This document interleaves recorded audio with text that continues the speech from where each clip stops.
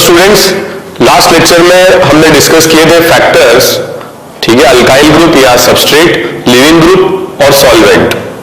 अब हम डिस्कस करते हैं फैक्टर न्यूक्लियोफाइल।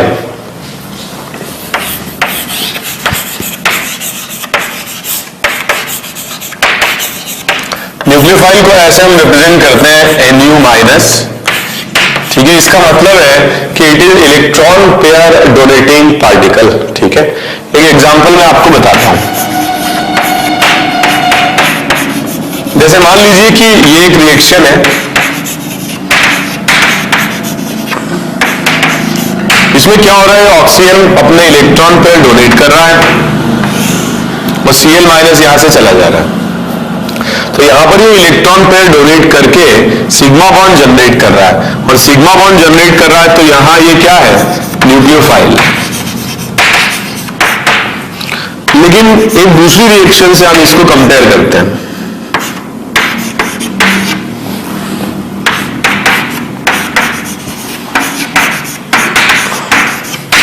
यहां पर सेम पार्टिकल प्रोटॉन एलिमिनेट कर रहा है और CH3OH बना रहा है, तो यहां पर ये क्या है, बेस है, ठीक है। तो ये दोनों अलग अलग प्रॉपर्टीज है, बेस और nucleophile. Nucleophilicity is electron donating, ठीक है, tendency to generate sigma bond. This is electron donating tendency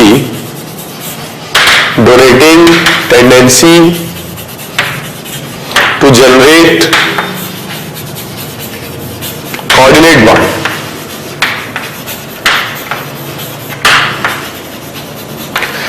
ठीक है, जबकि बेस क्या है, base is proton accepting tendency.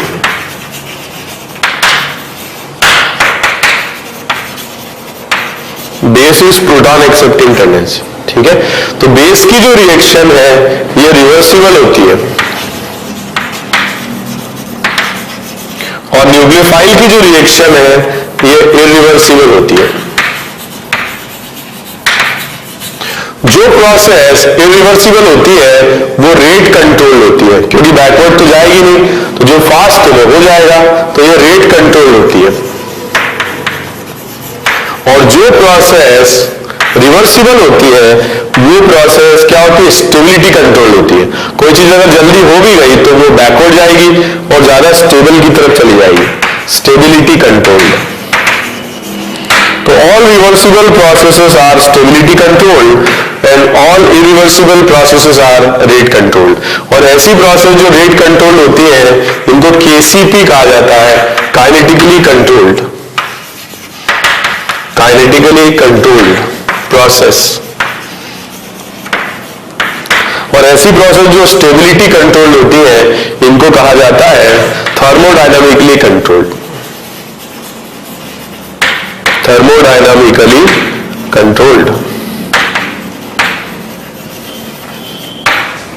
ठीक है, तो ये KCP है और ये क्या है, TCP है। तो मतलब काइनेटिक, मतलब base strength is basically what, a thermodynamic property, while nucleophilicity is a kinetic property, ठीक है। तो न्यूक्लियोफिलिसिटी इज रेट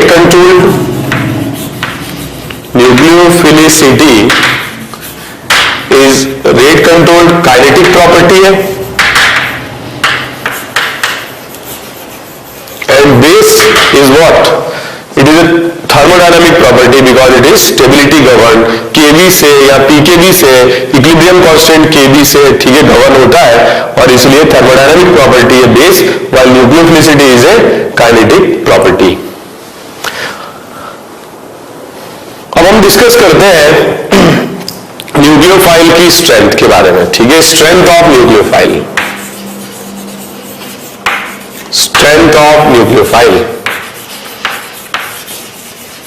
तो जैसा कि हमने पढ़ा,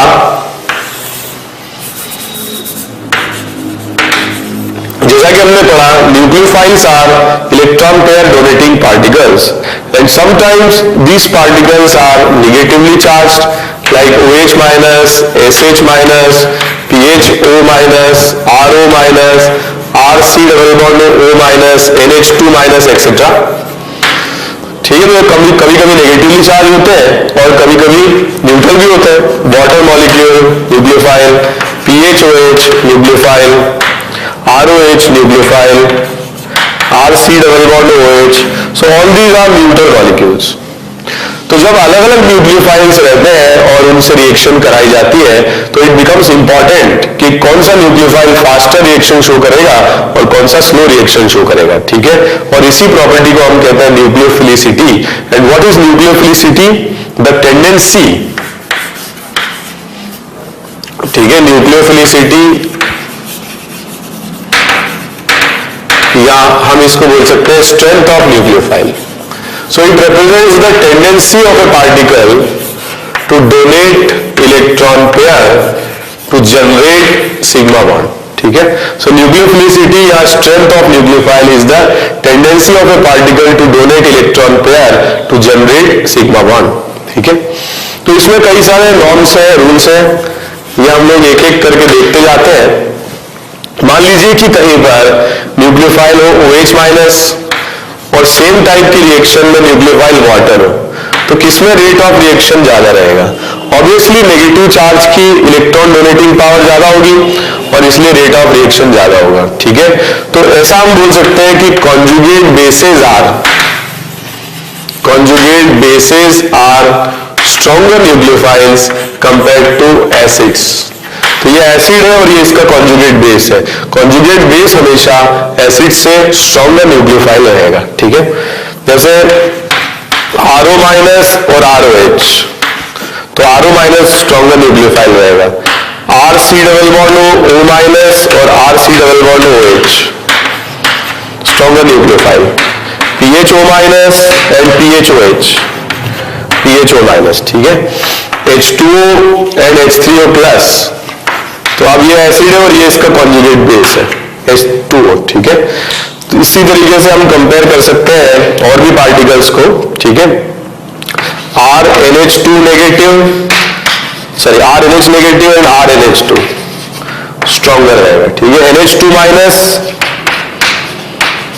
and ammonia, NH2 minus and ammonia, ये स्ट्रॉन्गर रहेगा। SH माइनस एंड H2S, ठीक है। इन सब में जो कॉन्जुगेट बेसेस है they are stronger nucleophiles compared to their acids, ठीक है। तो क्योंकि इन सब में देखिए आप जो एसिड है उसकी पावर कम होगी और उसके कॉन्जुगेट बेस की पावर इलेक्ट्रॉन डोनेट करने की ज्यादा होगी।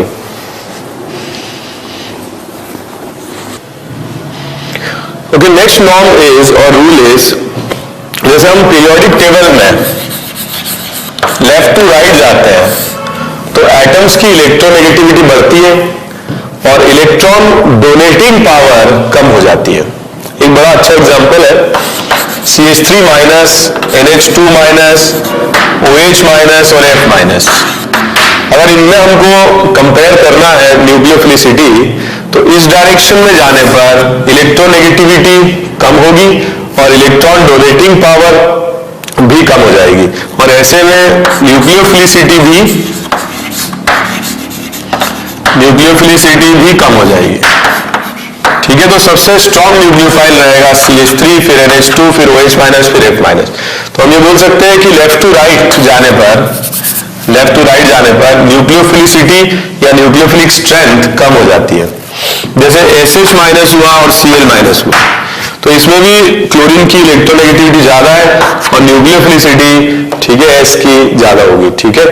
तो इलेक्ट्रोनेगेटिविटी से भी बोल सकते हैं, ठीक है। इलेक्ट्रोनेगेटिविटी क्या हो रही है? बढ़ रही है और न्यूक्लियोफिलिसिटी कम हो रही है। एक और इंपॉर्टेंट एग्जांपल है RC triple bond C negative, RCH double bond CH negative and RCH2 negative. तो इन तीनों में अगर हम न्यूक्लियोफिलिसिटी को कंपेयर करें, ये सबसे ज्यादा होगा, ये फिर थर्ड। ये sp कार्बन मोस्ट इलेक्ट्रोनेगेटिव, ठीक है। ये क्या होगा? इसकी इलेक्ट्रोनेगेटिविटी सबसे ज्यादा होगी, तो इलेक्ट्रॉन होल्ड करने की पावर सबसे ज्यादा होगी। ये लीस्ट इलेक्ट्रोनेगेटिव होगा sp3 और ये बीच में होगा। तो जो लेस इलेक्ट्रोनेगेटिव है उसकी इलेक्ट्रॉन डोनेटिंग पावर ज्यादा होती है, and this is a very important comparison for the nucleophilicity. तो पीरियोडिक टेबल में अगर हम लेफ्ट टू राइट जा रहे हैं और एटम्स इलेक्ट्रॉन डोनेट कर रहे हैं, then nucleophilicity will reduce. Okay, next हम देखते हैं थर्ड रूल। ओके, तो इस पे भी क्या है, काफी इंपॉर्टेंट डिस्कशंस, ठीक है, होते हैं और काफी इंपॉर्टेंट क्वेश्चंस पूछे जाते हैं एग्जाम में। तो अगर अपन बात करें F minus C L minus B R minus I minus, यहां पर जब हम इनको कंपेयर कर रहे हैं तो जो एटम इलेक्ट्रॉन पे डोनेट कर रहा है वो हम टॉप टू बॉटम जा रहे हैं। जैसे F डोनेट कर रहा है, फिर Cl, फिर Br, फिर I, तो टॉप टू बॉटम जाने पर साइज ऑफ एटम बढ़ जाता है, और साइज ऑफ एटम अगर बढ़ जाता है तो क्या होगा, now it depends upon the solvent which you use, ठीक है। तो अगर हम यूज करते हैं polar protic solvent, polar protic solvent, तो पोलर प्रोटिक सॉल्वेंट में क्या होगा, ये सारे सॉल्वेट होंगे, ठीक है, it will solvate anions, solvate anions. अब अगर एनायंस सॉल्वेट होंगे तो क्या होगा, ये छोटा आयन है, एक Cl माइनस बड़ा है, Br माइनस और बड़ा है, I माइनस सबसे बड़ा है, तो इसका सॉल्वेशन सबसे कम होगा क्योंकि इसकी साइज बहुत ज्यादा है, और सॉल्वेशन अगर कम होगा तो इसकी इलेक्ट्रॉन डोनेटिंग पावर ज्यादा होगी। ये अपने शेप को चेंज कर सकता है, डिस्टॉर्ट कर सकता है, जैसा कि आपने फजांस रूल में पढ़ा होगा, और जो साइज है वो इंपॉर्टेंट हो जाता है न्यूक्लियोफिलिसिटी के लिए, ठीक है। तो पोलर प्रोटिक सॉल्वेंट में nucleophilicity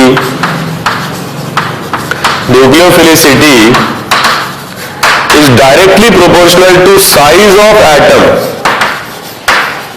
donating electron। Size factor important हो जाता है क्योंकि जो बड़ी साइज का एटम होता है उसकी इलेक्ट्रॉन डोनेटिंग पावर कम होती है, सॉरी, ठीक है, उसकी इलेक्ट्रॉन डोनेटिंग पावर ज्यादा होती है, ठीक है, डिस्टॉर्ट ज्यादा हो सकता है, और जो छोटे साइज का आयन होता है वो सॉल्वेट हो जाता है और इसकी इलेक्ट्रॉन डोनेटिंग पावर कम हो जाती है, ठीक है।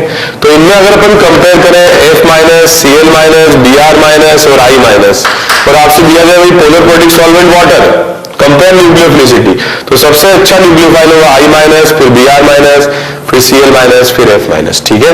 तो पोलर प्रोटिक सॉल्वेंट में जो एटम इलेक्ट्रॉन पेयर डोनेट कर रहा है उसकी साइज अगर बढ़ेगी तो न्यूक्लियोफिलिसिटी भी बढ़ेगी।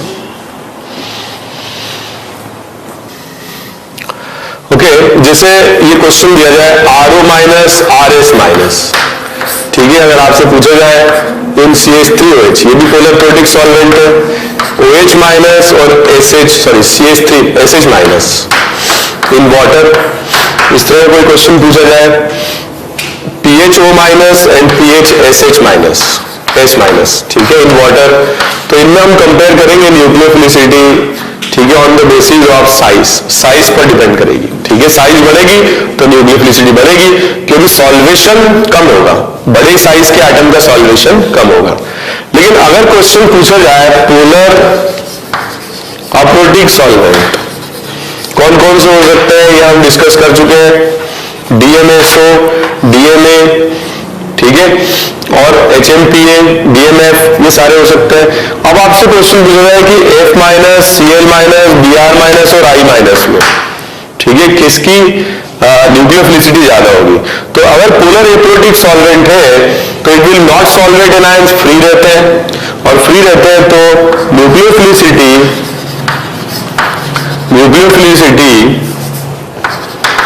Is proportional to base strength. तो जहां बेस स्ट्रेंथ ज्यादा होगी वहां न्यूक्लियोफिलिसिटी ज्यादा होगी, ठीक है। अब अगर अपन देखें HI स्ट्रॉन्गेस्ट एसिड है, वीकेस्ट बेस है, HF वीकेस्ट एसिड है इन सब में और स्ट्रॉन्गेस्ट बेस होगा, तो बेस स्ट्रेंथ का ऑर्डर ही न्यूक्लियोफिलिसिटी का ऑर्डर रहेगा, ऑर्डर उल्टा हो गया, ठीक है, क्योंकि यहां पर सॉल्वेशन हो ही नहीं रहा है, तो यहां पर नॉर्मल टेंडेंसी से देखेंगे, और नॉर्मल टेंडेंसी किस पर डिपेंड करती है, बेस स्ट्रेंथ पर, and base strength will be parallel to what, nucleophilicity. ये एक इंपॉर्टेंट कंपैरिजन है। तो पोलर एप्रोटिक सॉल्वेंट में we will decide it on the basis of base strength, ठीक है, व्हाइल पोलर प्रोटिक में we will decide it on the basis of what, size of atom donating electron, ठीक है। कई questions ऐसे भी आते हैं जिसमें एटम डोनेटिंग इलेक्ट्रॉन ही सेम हो जाए, जैसे O negative CH3 and O negative PH। अब सॉल्वेंट कुछ भी हो, पोलर प्रोटिक हो चाहे प्रोटिक हो, दोनों का सॉल्वेशन तो बराबर ही होगा, दोनों ऑक्सीजन है। तो ऐसे में we will decide it on the basis of base strength, या हम ये भी बोल सकते हैं इलेक्ट्रॉन डोनेटिंग पावर। इन दोनों में से इसकी पावर ज्यादा होगी, क्योंकि यहां पर जो लोन पेयर रहेगा वो रेजोनेंस स्टेबलाइज्ड होगा, और रेजोनेंस स्टेबलाइज्ड होगा तो डोनेटिंग पावर कम हो जाएगी। ठीक है, फॉर एग्जांपल इन दोनों में हम कंपेयर करें न्यूक्लियोफिलिसिटी, एटम जो इलेक्ट्रॉन पेयर डोनेट कर रहा है वो अगर सेम हो जाए, तो इसमें भी सेम है, यहाँ पे भी नाइट्रोजन है और यहाँ पे भी नाइट्रोजन है, तो ये ज्यादा न्यूक्लियोफिलिक होगा, ये डिलोकलाइज्ड होगा और ये लोकलाइज्ड होगा। ठीक है, एक और important comparison, CH3 C double bond O negative and PH O negative. ठीक है, तो ये ज्यादा स्टेबल है, यहाँ पे भी O इलेक्ट्रॉन डोनेट कर रहा है यहाँ पे भी, लेकिन ये ज्यादा स्टेबल है because of identical resonating structure, और ये ज्यादा न्यूक्लियोफिलिक होगा, इससे ज्यादा होगा RO माइनस। ठीक है, अगर हम कंपेयर करें OH माइनस और RO माइनस में, ठीक है, तो क्या होगा बताओ, यहाँ पे दोनों तरफ ऑक्सीजन जो इलेक्ट्रॉन डोनेट कर रहे हैं, तो R मतलब प्लस आई ग्रुप, चार्ज मिलेगा तो इलेक्ट्रॉन डोनेटिंग पावर भी बढ़ जाएगी। ठीक है, तो this will be the comparison when the atom donating electron pair is identical, और ऐसे में then we will compare it on the basis of base strength. एक बड़ा ही इंपॉर्टेंट कंपैरिजन है न्यूक्लियोफिलिसिटी के लिए, थोड़ा सा देख लेते हैं। जैसे अगर मान लीजिए कि एक काफी इंपॉर्टेंट कंपैरिजन है, पूछा जाता है,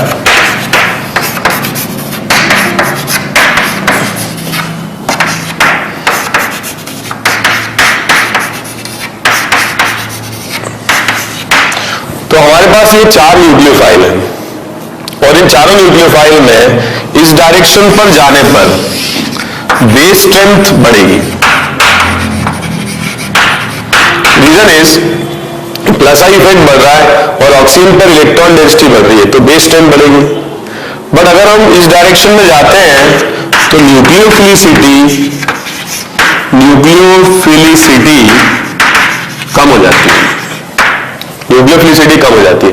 इसका रीजन यह है कि base strength is associated with the proton gain करने की टेंडेंसी, तो प्रोटॉन गेन करने की टेंडेंसी इसकी सबसे ज्यादा है।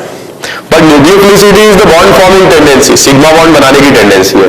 अब होगा क्या, यहाँ इलेक्ट्रॉन डेंसिटी तो ज्यादा है तो प्रोटॉन तो गेन कर लेगा आसानी से, लेकिन जब ये किसी मॉलिक्यूल के साथ बॉन्डिंग करने जाएगा तो ये सारे स्टेरिक क्राउडिंग प्रोड्यूस करेंगे, और स्टेरिक क्राउडिंग प्रोड्यूस करेंगे तो रेट ऑफ रिएक्शन स्लो हो जाएगा, तो nucleophilicity which is a kinetic property वो डिक्रीज कर जाएगी। यहां अगर अपन देखें इलेक्ट्रॉन पेयर डोनेट करने की टेंडेंसी ज्यादा होगी, क्योंकि इस ऑक्सीजन के साथ एसोसिएटेड ग्रुप्स में स्टेरिक क्राउडिंग कम है, और इसीलिए इसका रेट ऑफ रिएक्शन ज्यादा होगा। तो रेट प्रॉपर्टी है या काइनेटिक प्रॉपर्टी है न्यूक्लियोफिलिसिटी, स्टेरिक क्राउडिंग बढ़ने पर कम हो जाएगी, मगर बेस स्ट्रेंथ में कोई स्टेरिक क्राउडिंग से मतलब नहीं है, प्रोटॉन गेन करने की पावर इसकी सबसे ज्यादा रहेगी। ठीक है, तो यह हम बोल सकते हैं कि it is the best nucleophile, और हम ये बोल सकते हैं it is the best base. ठीक है, तो ये एक इंपॉर्टेंट कंपैरिजन है।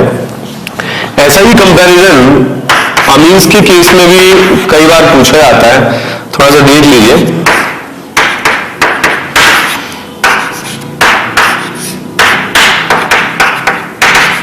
ठीक है, तो इस तरीके से आपसे पूछा जाए, तो यहां पर देखिए NH, यहां पर क्या है, स्टेरिक क्राउडिंग बढ़ रही है, यहां पर मान लीजिए कि और ज्यादा स्टेरिक क्राउडिंग है। ठीक है, इस तरीके से आपसे पूछा जाए, तो इस डायरेक्शन में जाने पर स्टेरिक क्राउडिंग बढ़ेगी, और स्टेरिक क्राउडिंग बढ़ेगी तो न्यूक्लियोफिलिसिटी क्या होगी, डिक्रीज कर जाएगी। लेकिन अगर इस डायरेक्शन में हम जाते हैं तो because of plus I effect यहां पर चार्ज तो बढ़ेगा और बेस स्ट्रेंथ इंक्रीज कर जाएगी।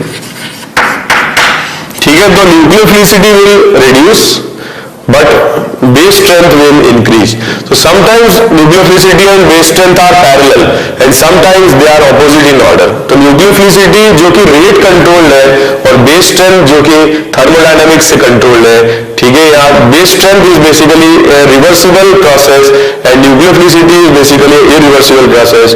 सो nucleophilicity is kinetic property while base is thermodynamic property. ठीक है, तो अब हम आगे डिस्कस करेंगे nucleophilic substitution reactions.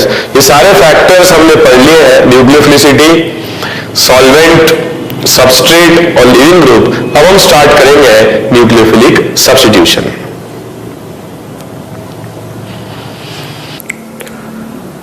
Nucleophilic substitution में सबसे पहले हम स्टार्ट करते हैं SN1 रिएक्शन। SN1 रिएक्शंस में जैसे कि हम बात कर रहे थे, अगर कोई न्यूक्लियोफिलिक सब्स्टिट्यूशन है RL, leaving group, substrate, solvent and solvent में प्रेजेंट होगा न्यूक्लियोफाइल, तो रिएक्शन से न्यूक्लियोफाइल और कार्बन के बीच में बॉन्ड बनता है और लिविंग ग्रुप यहां से चला जाता है। ठीक है, तो ये सब्स्टिट्यूशन है। सब्स्टिट्यूशन कौन कर रहा है? न्यूक्लियोफाइल। किसका हो रहा है? लिविंग ग्रुप का। तो L हट जाएगा और न्यूक्लियोफाइल उसकी जगह ले लेगा। अब अगर ये रिएक्शन, अगर अपन इसका मैकेनिज्म की बात करें, ये रिएक्शन कुछ इस तरह से हो जिसमें कि कार्बन लिविंग ग्रुप के बीच का जो बॉन्ड है वो टूट जाए, और ये फर्स्ट है क्योंकि लिविंग ग्रुप मोर इलेक्ट्रोनेगेटिव है कार्बन से, तो पोलैरिटी रहेगी, और ऐसा हो जाए कि ये R+ और L- में कन्वर्ट हो जाए, कार्बोकेटाइन जनरेट हो जाए। ठीक है, और सेकेंड स्टेप ऑफ रिएक्शन में इस कार्बोकेटाइन पर न्यूक्लियोफाइल की रिएक्शन हो जाए, तो इस तरह से प्रोडक्ट का फॉर्मेशन हो जाए। So it is A 2 step mechanism, और इस 2 स्टेप मैकेनिज्म में पहले जनरेट होगा कार्बोकेटाइन और कार्बोकेटाइन पर न्यूक्लियोफाइल का एडिशन होगा। ठीक है, तो इसमें अगर अपन देखें, if we talk about the characteristics of reaction, then rate of reaction will be equal to, पहली बात, इन दोनों में से ये वाली जो स्टेप है ये तो स्टेबिलिटी इंक्रीज कर रहा है और ये फास्ट होगा, और जो पहला स्टेप है ये रिएक्शन का स्लो स्टेप या RDS होगा। तो स्लो स्टेप या RDS से हम रेट लॉ लिख सकते हैं, और रेट लॉ हो जाएगा rate constant K into RL की पावर 1। ठीक है, इस तरह से लिख सकते हैं, और अगर RL की पावर 1 होगा तो इस रिएक्शन का जो ऑर्डर होगा दैट विल बी 1, और इसको शॉर्ट में ऐसे लिखते हैं SN1। ठीक है, फर्स्ट ऑर्डर रिएक्शन, या इसको क्या लिखते हैं? SN1। ठीक है, नेक्स्ट पॉइंट इज, इस तरह की जो रिएक्शंस हैं इनमें RDS से कार्बोकेटाइन जनरेट हो रहा है, और अगर केटाइन जनरेट हो रहा है that means rate is proportional to stability of carbocation. Stability of carbocation, जितना स्टेबल कार्बोकेटाइन बनेगा उतना रेट ज्यादा होगा। लेकिन ये कार्बोकेटाइन कौन सा? जो फर्स्ट पहले बन रहा है वो कार्बोकेटाइन, जितना ज्यादा स्टेबल होगा उतना रेट ऑफ रिएक्शन फास्ट होगा। लेकिन एक बार ये कार्बोकेटाइन जनरेट होने के बाद चांसेस है, क्योंकि ये कंप्लीटली डेवलप हो रहा है, सो चांसेस है कि कार्बोकेटाइन रीअरेंज हो जाए। ठीक है, तो rearrangement of carbocation, rearrangement of carbocation is possible.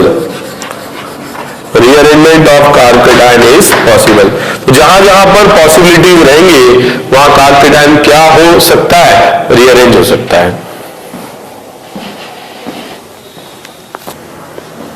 Okay, जैसे अपन बात करें कुछ क्वेश्चंस को लेकर के, मान लीजिए कि मैं आपको कुछ सबस्ट्रेट्स देता हूं, आपको ये बताना है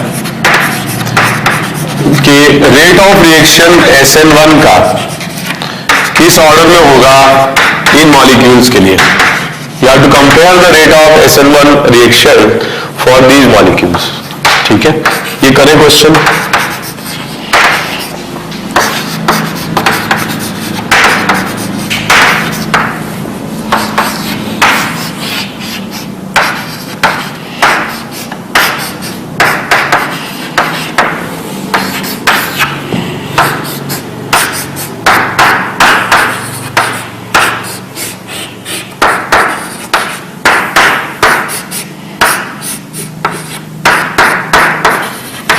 ओके, तो एक बार आप पॉज ले लीजिए कॉपी करके और क्वेश्चंस को अटेम्प्ट करें।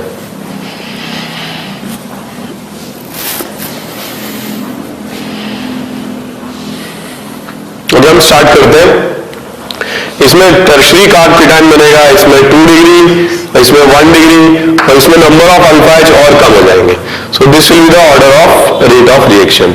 यहाँ पर अगर अपन देखें, इस पर कार्ब-केटायन बनेगा रेजोनेंस स्टेबलाइज्ड, और इस पर कार्ब-केटायन रेजोनेंस स्टेबलाइज्ड नहीं बनेगा, ठीक है। तो ये रेट ऑफ रिएक्शन ज्यादा होगा। इंपॉर्टेंट बात है कि जो पहला कार्ब-केटायन है वो उसके बेसिस पर हम रेट डिसाइड करते हैं। रीअरेंज होने के बाद क्या बन रहा है उससे कोई मतलब नहीं है। तो यहाँ पहला कार्ब-केटायन रेजोनेंस स्टेबलाइज्ड नहीं है, जबकि यहाँ पर है, ठीक है। यहाँ पर देखिए कार्ब-केटायन बनेगा डांसिंग रेजोनेंस टाइप। यहाँ कार्ब-केटायन साइक्लोप्रोपाइल ग्रुप के साथ, ठीक है, रेजोनेंस शो करेगा, इसमें नहीं होगा। ये काफी इंटरेस्टिंग क्वेश्चन है।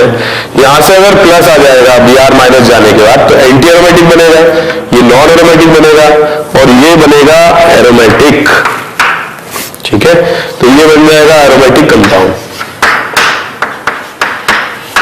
6 पाई इलेक्ट्रॉन के साथ। तो ये फर्स्ट होगा, ये सेकंड होगा, और सबसे अनस्टेबल ये बन रहा है, तो ये हो जाएगा एंटी एरोमेटिक होने के कारण रेट ऑफ रिएक्शन सबसे स्लो हो जाएगा, ठीक है। और क्वेश्चन लिखिए।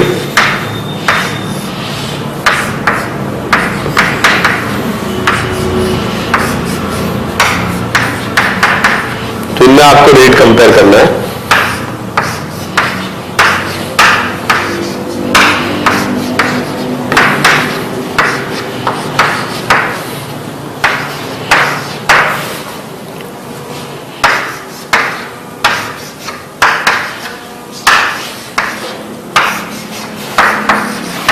ओके, ये क्वेश्चंस करें।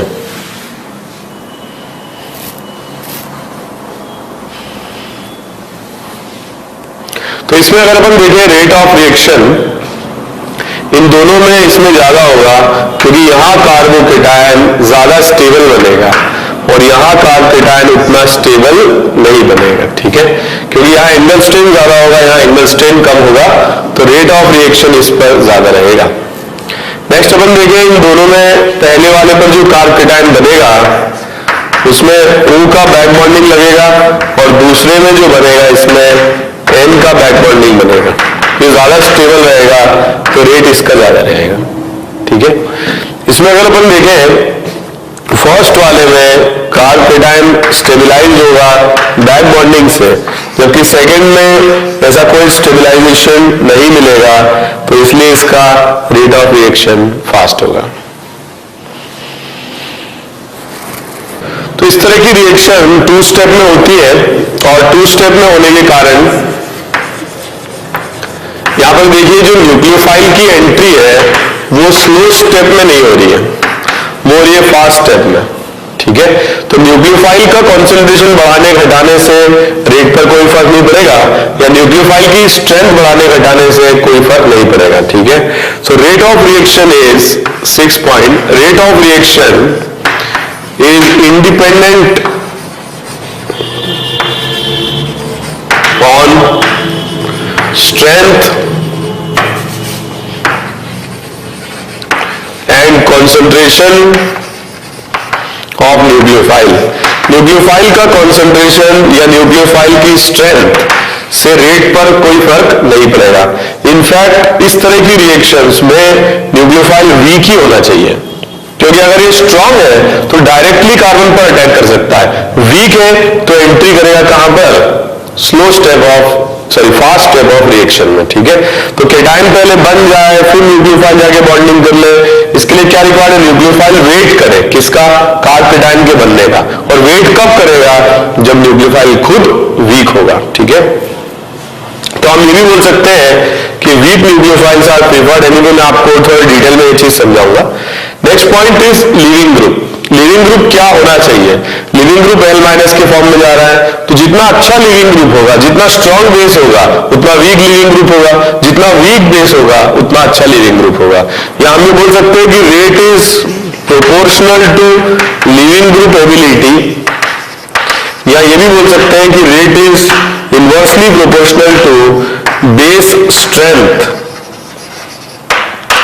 Of L-। जितना वीक बेस होगा उतना उतना अच्छा लिविंग ग्रुप होगा और उतना ही रेट ऑफ रिएक्शन फास्ट होगा। ठीक है, तो स्ट्रेंथ ऑफ न्यूक्लियोफाइल क्या होना चाहिए, बहुत पुअर, और लिविंग ग्रुप क्या होना चाहिए, ठीक है, गुड लिविंग ग्रुप या वीक बेस होना चाहिए, तभी रेट ऑफ रिएक्शन फास्ट होगा।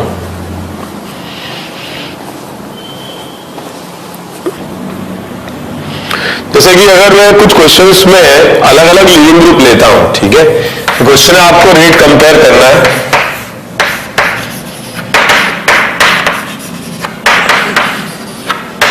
इन सारे मॉलिक्यूल्स के लिए रेट ऑफ रिएक्शन कंपेयर करना है।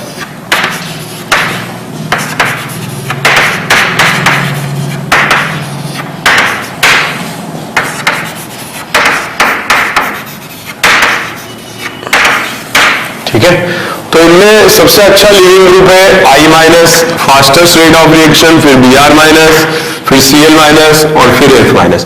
तो लिविंग ग्रुप एबिलिटी के बारे में हम पहले ही डिस्कस कर चुके हैं। तो जितना अच्छा लिविंग ग्रुप होगा उतना रेट ऑफ रिएक्शन फास्ट होगा। ठीक है, एक और क्वेश्चन देखते हैं हम।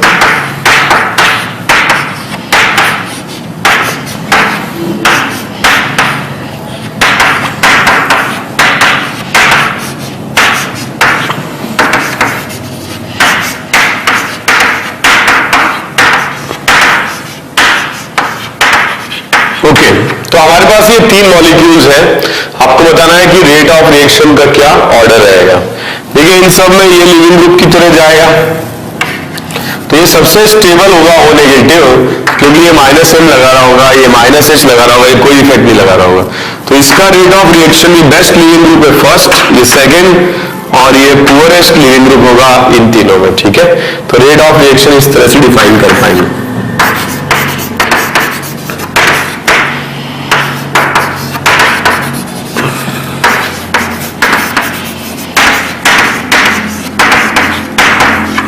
इन दोनों में रेट ऑफ रिएक्शन कंपेयर करें, यहां पर ये लिविंग ग्रुप होगा, यहां पर ये लिविंग ग्रुप होगा। यहां ऊपर नेगेटिव चार्ज उतना स्टेबल नहीं होगा जितना यहां होगा, क्योंकि -I लगाएगा और -I से ऊपर नेगेटिव चार्ज और ज्यादा स्टेबल हो जाएगा। ठीक है, तो इस तरह से हम कंपेयर कर सकते हैं रेट ऑफ रिएक्शन।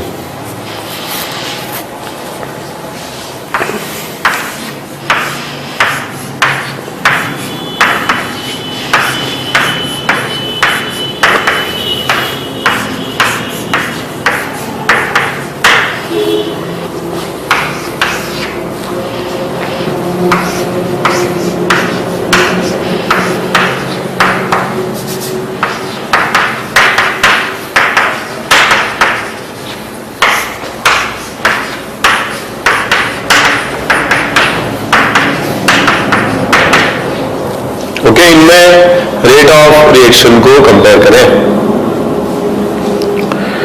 ओके, तो हम स्टार्ट करते हैं।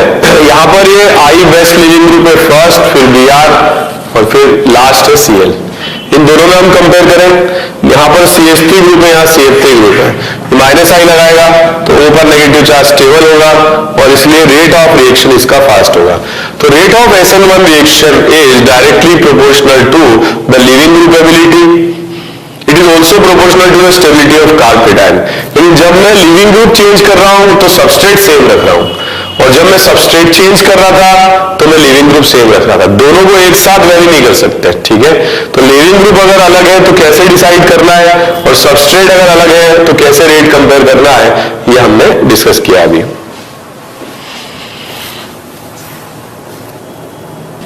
तो इस तरह की रिएक्शंस में न्यूक्लियोफाइल क्या होना चाहिए, weak, leaving group it should be good leaving group, और कार्ब केटायन होना चाहिए स्टेबल। स्टेबल कब बनेगा, जब सबस्ट्रेट रहेंगे 3 डिग्री या जब सबस्ट्रेट रहेंगे रेजोनेंस स्टेबलाइज्ड कार्ब केटायन बनाने वाले। एक और इंपॉर्टेंट पॉइंट है जो हम डिस्कस करते हैं, सॉल्वेंट। तो सॉल्वेंट क्या होना चाहिए, फॉर एग्जाम्पल मैंने अगर इस पर SN1 रिएक्शन कराई, ठीक है, हमने सॉल्वेंट ले लिया H2O, first step of reaction Cl minus चला गया, कार्ब केटायन बन गया। Second step of reaction nucleophile is water, तो वाटर का अटैक हो गया, ये बॉन्डिंग हो गई। Last step of reaction is deprotonation, ये बन गया। अगर हम पोलर प्रोटिक सॉल्वेंट लेते हैं तो वो खुद ही न्यूक्लियोफाइल की तरह बिहेव करके और रिएक्शन दे देते हैं। In fact such type of reactions are favourable in polar protic solvent because the RDS of reaction is generation of carbocation. ये फर्स्ट स्टेप है जो आरडीएस है, और यहाँ पे केटायन और एनायन दोनों का ही सॉल्वेशन होगा या स्टेबलाइजेशन होगा when the solvent will be polar protic.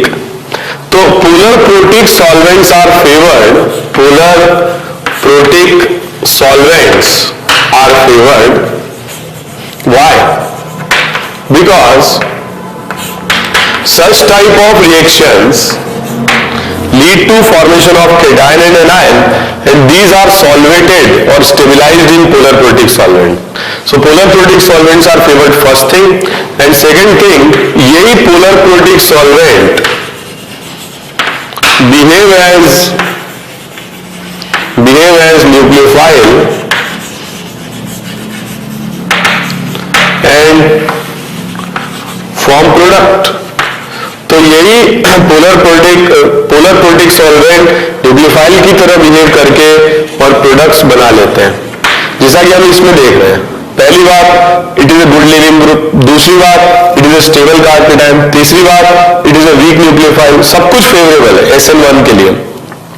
So कार्बकेटाइन 3 degree highly stable, good leaving group Cl-, ठीक है, न्यूक्लियोफाइल वीक है, और यही सॉल्वेंट भी है जो क्या है, पोलर प्रोटिक है। ठीक है, तो ये सारी कंडीशंस फेवरेबल है किसके लिए, SN1 रिएक्शंस के लिए। तो मोस्ट फेवरेबल कंडीशंस जो SN1 की है, most favourable condition, first 3 degree और resonance stabilised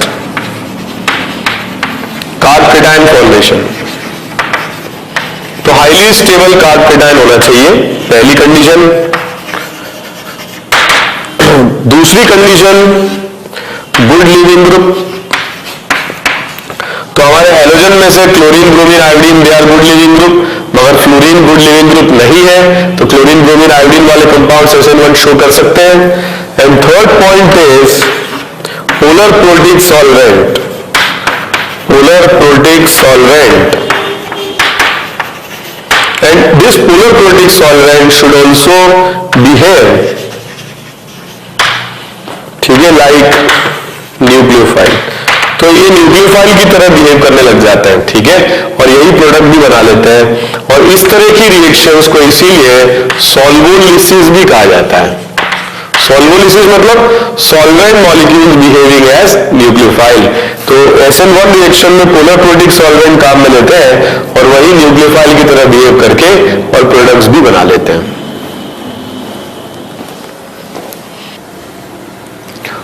ninth point is stereochemistry of reaction. Stereochemistry of reaction. For example, अगर हमारे पास कोई इस तरह का कंपाउंड है, ठीक है, और इसकी रिएक्शन हम करा रहे हैं CH3OH या मिथेनॉल है सॉल्वेंट में। पहली बात, यहां पर कार्बोकेटाइन स्टेबल बनेगा, ये गुड लिविंग ग्रुप है, पोलर प्रोटिक सॉल्वेंट है जो न्यूक्लियोफाइल की तरह भी बिहेव कर सकता है और वीक न्यूक्लियोफाइल है, ठीक है। तो इस तरह की रिएक्शन में फेवरेबल कंडीशन है किसके लिए, SN1 के लिए। What is the first step of reaction? First step of reaction is elimination of leaving group Cl negative and generation of carbocation. So first step is formation of carbocation, और यही reaction की क्या है, slow step है या RDS है, ठीक है। So it's a very stable carbocation and it is a very good leaving group. First step of reaction जो स्लो स्टेप है या RDS भी है, ठीक है। नेक्स्ट स्टेप ऑफ रिएक्शन में क्या होगा, न्यूक्लियोफाइल की तरह CH3OH रिएक्शन करेगा,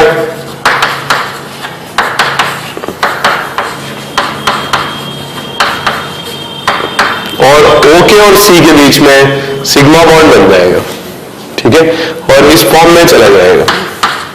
बट आप देख रहे हो कि इसमें कार्ब केटाइन पर जब न्यूक्लियोफाइल CH3OH की रिएक्शन हो रही है तो पहले तो क्या होगा, ये इसमें कन्वर्ट हो जाएगा और फिर यहां से लास्ट स्टेप में H+ निकल जाएगा। ठीक है, तो H+ के निकल जाने से जो प्रोडक्ट आ रहा है उसमें एक कार्बोकेटायन है। ठीक है, कार्बोकेटायन से बन रहा है, तो इसमें एक क्या है, कायरल सेंटर है। तो कार्बोकेटायन प्लेनर है और इससे कायरल सेंटर बन रहा है। ठीक है, तो कौन सा फॉर्म बनेगा, R या S? इस तरह की रिएक्शन में जिसमें एक कायरल बन रहा है, दोनों आंसर आएंगे, R भी और S भी। ऐसा इसलिए होगा क्योंकि कार्बोकेटायन एक प्लेनर पार्टिकल है। मान लीजिए इससे XYZ जुड़े हुए हैं और यहां पर क्या है, वेकेंट p ऑर्बिटल है, तो न्यूक्लियोफाइल की रिएक्शन दोनों साइड से हो सकती है, टॉप साइड से भी हो सकती है और बॉटम साइड से भी हो सकती है। ठीक है, और जब टॉप साइड से होगी तो ये प्रोडक्ट आएगा और बॉटम साइड से होगी तो ये प्रोडक्ट आएगा। तो इनमें से अगर आप देखोगे दोनों मिरर इमेज हैं, तो अगर एक R फॉर्म होगा तो एक S फॉर्म होगा। ठीक है, तो स्टीरियोकेमिस्ट्री ये सजेस्ट करती है कि अगर रिएक्शन के अंदर एक से ज्यादा, मतलब मान लीजिए कि यहां पर कायरल सेंटर बन रहा है, तो कायरल सेंटर बन रहा है तो दो प्रोडक्ट बन रहे हैं और वो दोनों प्रोडक्ट क्या होंगे, एक दूसरे के लिए R और S फॉर्म्स होंगे। So if a new chiral centre is developed, it is developed in both form, R form and S form. ठीक है, तो स्टीरियोकेमिस्ट्री सजेस्ट करती है कि अगर सिंगल कायरल बन रहा है तो वो R और S दोनों में बनेगा, और R और S दोनों में बनेगा तो ये एनेंटियोमर्स होंगे। लेकिन अगर एक से ज्यादा कायरल मॉलिक्यूल में है तो उसके बारे में हम डिस्कस करेंगे, मगर हम ये बोल सकते हैं कि नया कायरल अगर बनता है वो भी कार्बोकेटायन से, तो वो R और S दोनों फॉर्म में बनेगा।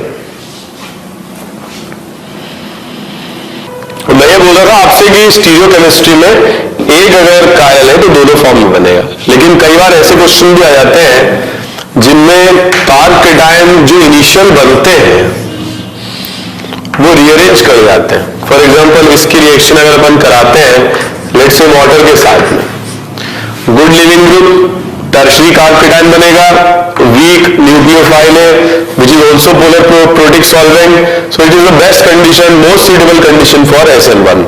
फर्स्ट स्टेप ऑफ रिएक्शन क्या होगा बताइए, फर्स्ट स्टेप ऑफ रिएक्शन में Cl- चला जाएगा और यहां कन्वर्जन हो जाएगा, कार्बोकेटायन बन जाएगा। ठीक है, सेकेंड स्टेप ऑफ रिएक्शन में मैंने बताया था आपको कार्बोकेटायन जो बनते हैं दे कैन रीअरेंज, तो यहां पर रीअरेंज हो सकता है कैसे, first, second, third, fourth, 5 and 6।